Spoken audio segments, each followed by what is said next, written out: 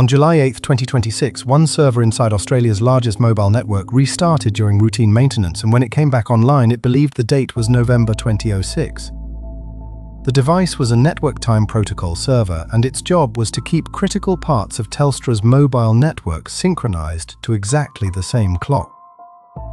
But during that maintenance, a hidden software configuration was triggered because an earlier design change had not been properly documented and a required software update had never been installed.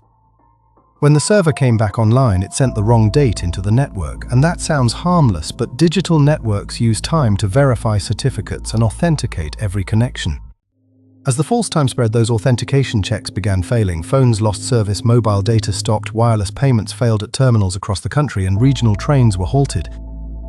At the peak, around 45% of all Telstra calls and data sessions were affected, cutting millions of Australians off from the mobile network they depended on.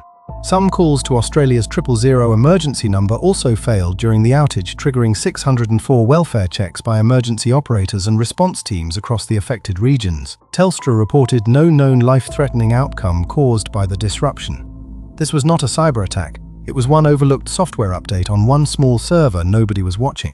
Engineers identified and isolated the faulty time server, then corrected the clocks, and as authentication recovered, network nodes reconnected, phones regained signal and services resumed across the country. The failure began with one missed update, one undocumented change, and a machine that thought it was 20 years in the past. Because modern networks depend on time,